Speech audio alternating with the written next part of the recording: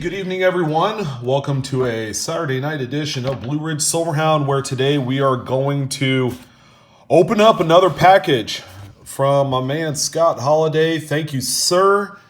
He has more stuff that he wants me to look at, and we're going to look at it together and just kind of, I don't know, decipher what we have here.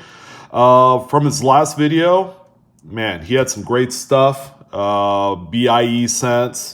Some various other types of varieties and errors, and if it's anything like that last batch, this should be pretty fun. Thank you, Scott. Appreciate it, sir. Good tidings will come your way again. So let's go ahead and open this one up and see what we have. And, you know, whoops, a little tug there on the good old whatchamacallit, but I'll probably bust open the magnifier for this one so we can take a look at these coins a little bit closer. This one is actually in a sheet. Nice. Okay. Go ahead and put that aside. Let's see what we have here. Scott, thank you again, sir, for your generosity. And for everyone else, I appreciate your support. Okay, as you guys know, we launched a new channel today. Let me go ahead and take this note out. Let's see what it says. And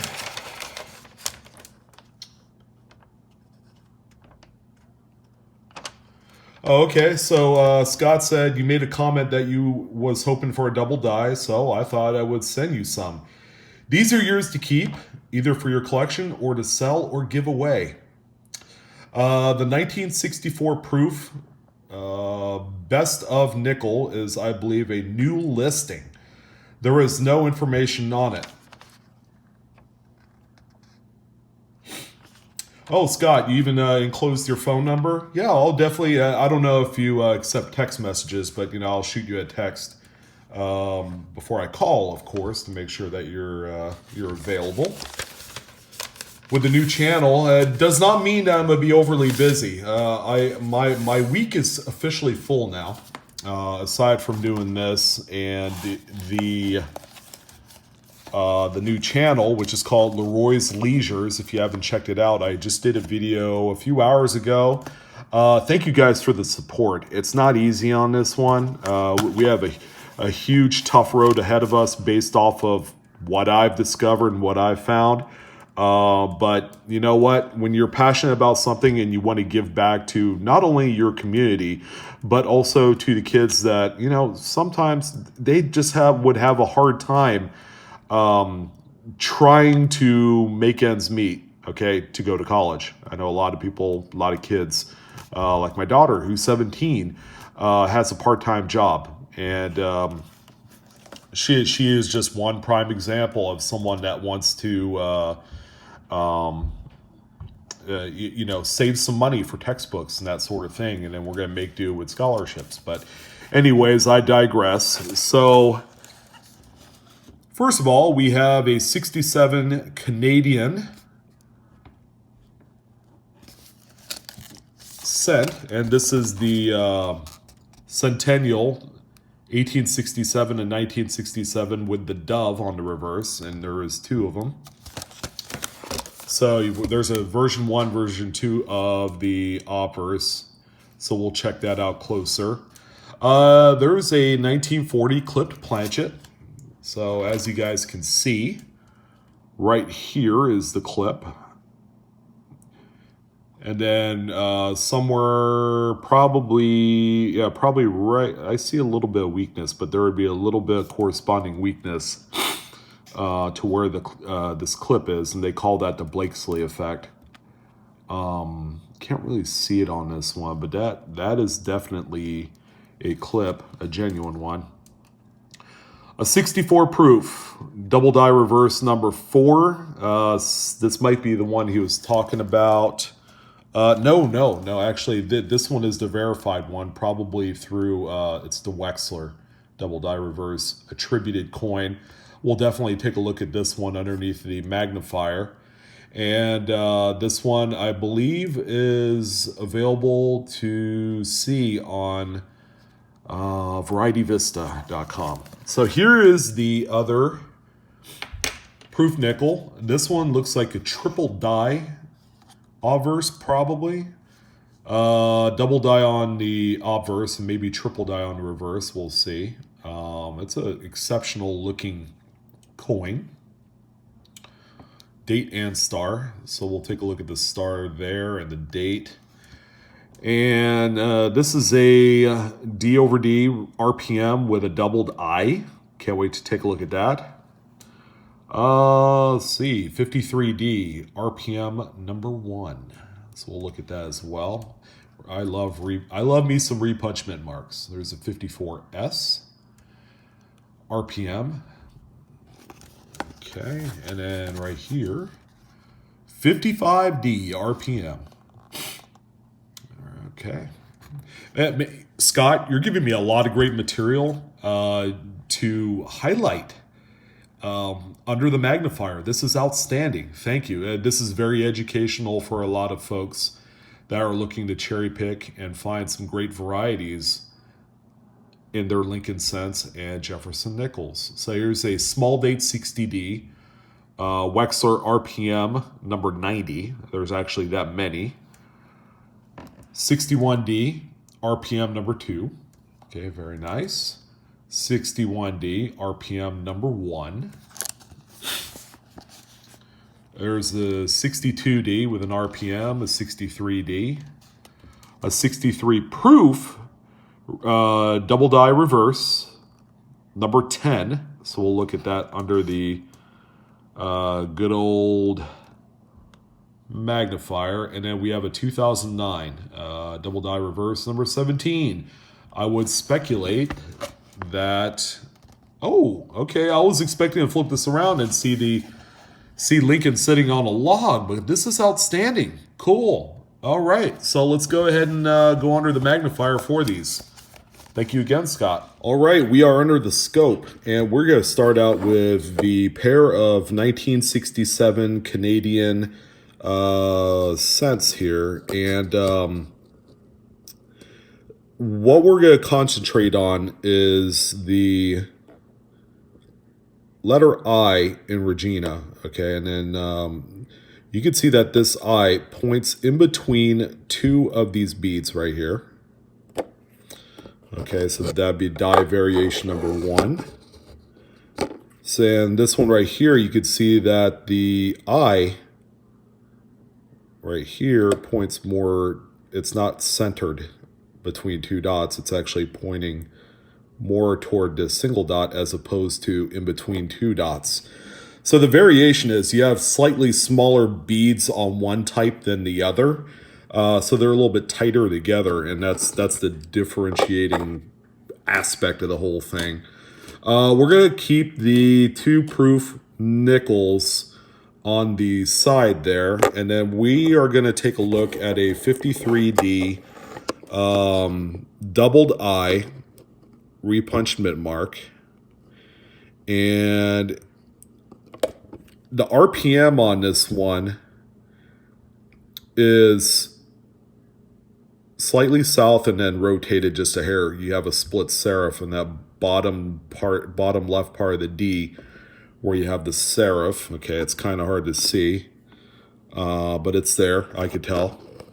And this one has a doubled I, and you could actually see a little bit of the top of an eye, a little tiny speck right there. It's a minor double die, but nonetheless, it's a neat double die because you can actually see an extra eyelid right off of the top eyelid, the main one. So that's really cool, Scott. Again, you have a great eye for this, but you know, this is giving the audience an opportunity to see this firsthand. Here's a 53D RPM. Again, this is another tilting RPM. Let's see if I can flip it around so that way we can look at from all angles. So that bottom serif, again, you have the splitting of that serif there. Again, just a little bit. See that there? When the light hits it just right, you can see it. Fantastic close-up right there of Liberty. All right. And here's the reverse.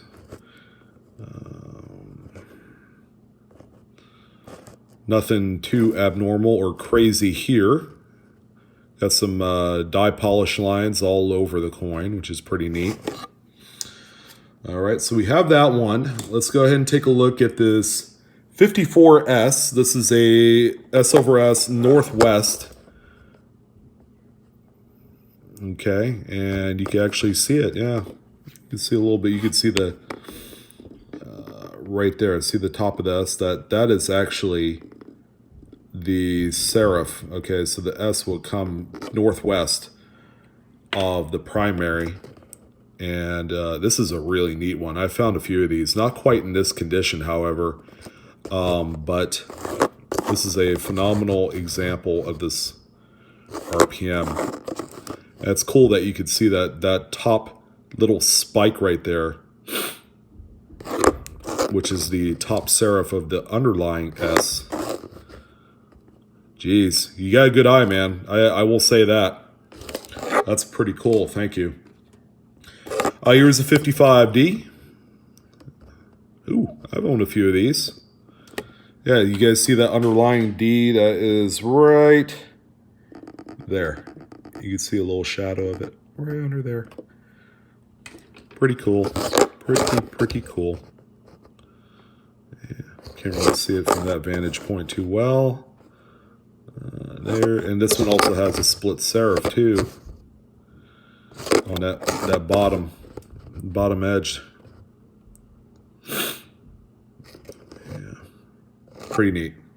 I'll tell you what, 1950s Lincoln Cents have a ton of stuff going on with them. So here's that 60D small date. Look at that.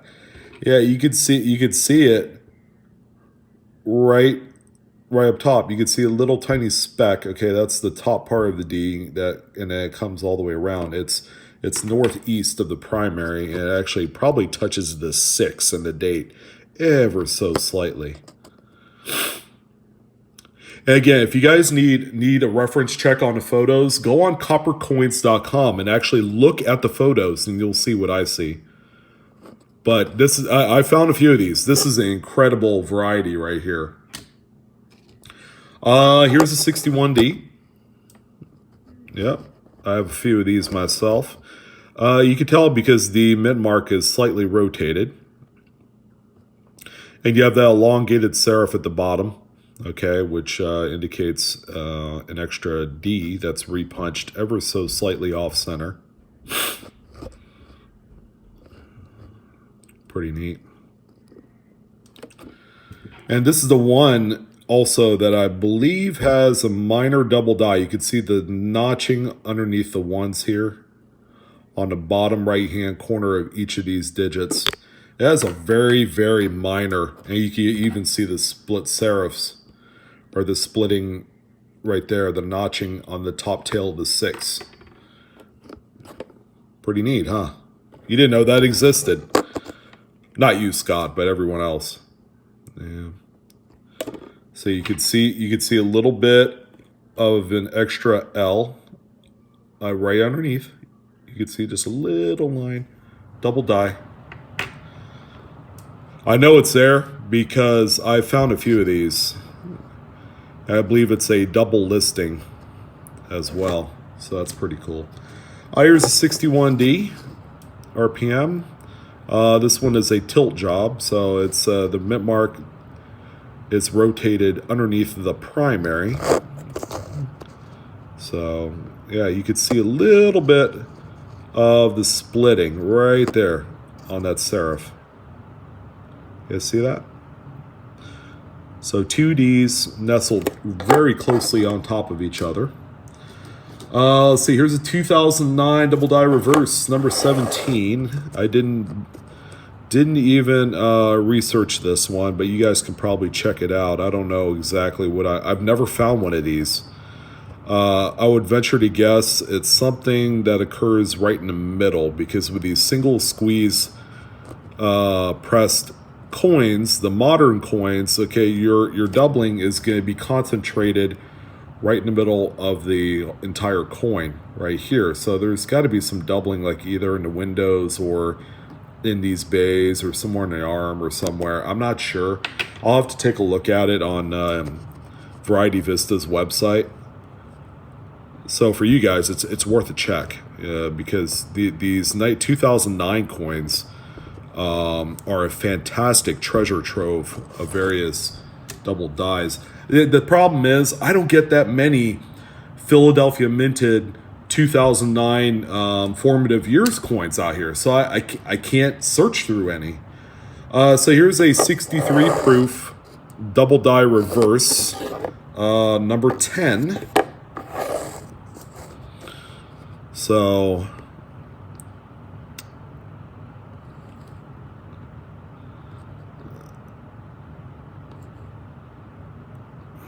I'm just trying to figure out what I'm looking at here. I wish I had my other phone handy. I could just go on to the site and see where the doubling is on this. You could kind of see a little bit of split serifs at the bottoms of the T, N, and all these letters. So right here you can see a split serifs. And see how the letters at the bottom is kind of like off kilter a little bit. So there's definitely something going on. And I apologize in advance, Scott, that I did not research these online, but you could kind of tell on these. So I'll definitely check that one out later. Here is a 63D RPM.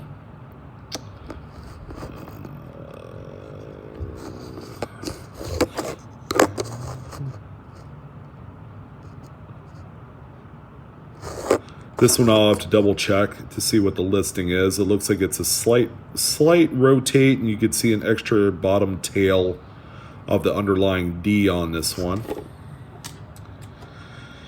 Yeah, you need a strong magnifier to take a look at these, that's for sure. Maybe not as powerful as what I'm sporting here, but the stronger the merrier. Here's another RPM. You can see it slightly D over D. Yeah, you can see the right there. You can see kind of a split serif. That bottom, at the bottom of the D. All right, so here is the 2-proof Jefferson Nichols, and we're going to start out with the 64 double die reverse number 4. Okay, 64. Pretty good pictures. And let's see. Oh yeah, look at that. Crazy. So you see the bottom of states, okay, and this is actually going to follow all the way around, but you see the split serifs at the bottom of each letter. This T, E, A. But let's go around the horn on this coin and see what else we got. Wow, pretty nice, man. Ooh, look at that F. You can definitely see it there. Yeah, you can see some serif splitting. Just trying to find out what the best light, because it's proof. It's got, oh, look at that A. Ooh, and the C right there. Split serif, splits, notching all the way around, man. That is awesome. Ooh, look at the M, bottom of the N. Let's see if I can do this here. Holy smokes, guys! Holy smokes, not bad. I was a little surprised. My camera can pick up a lot of these details. I'm kind of impressed. I'm a hard man to impress. Yeah, this is a cool one. Of course it has full steps because it's a proof. Wow. Thanks for that. That's awesome. All these coins, by the way, I'm going to do a little further research on a few of them. But these are going to go into my personal files. So here is a 64. This one says triple die on Liberty. So let's see what we're working with here. Oh yeah, look at that Y. Ooh. It actually shows better when I put my hand over. You see that? See all this, the doubling?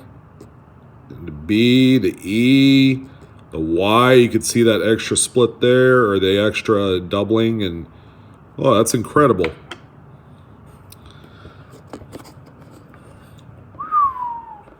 Hell, look at that 6 and 4.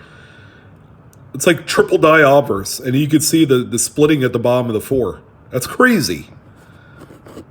There is definitely some shenanigans going on with this coin that I'm going to say you just can't explain, but sometimes it's better you don't explain it at all. Yeah, it looks like nothing is showing in terms of the splitting in God We Trust, probably because the rotation point was right on In God We Trust. That's cool. Reverse. Doubling. Most of the reverse. So let's go ahead and start here at states. Yeah, you can see some of the splitting. So if you take a look at the letters, you can see the doubling of the top of the O and F and A and all that stuff.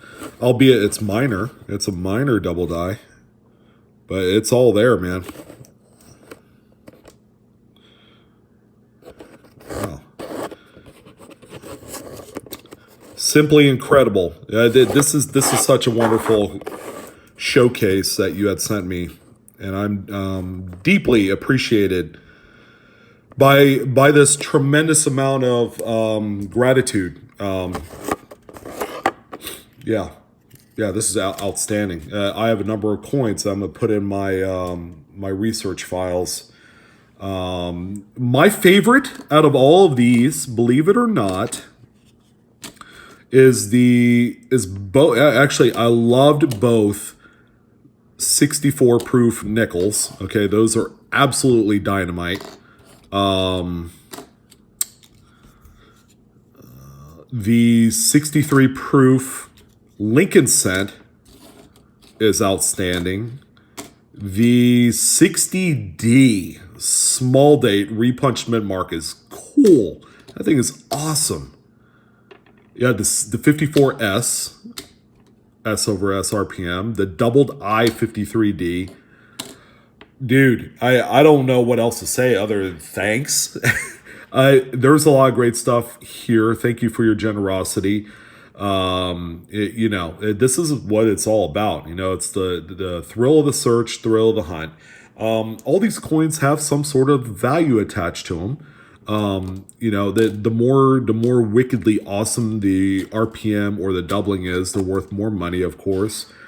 But you gotta figure for what's here. This is great reference for everyone to see. What does minor repunchment marks or minor double dies look like in the grand scheme of things on your coins? Because these are extremely easy to overlook.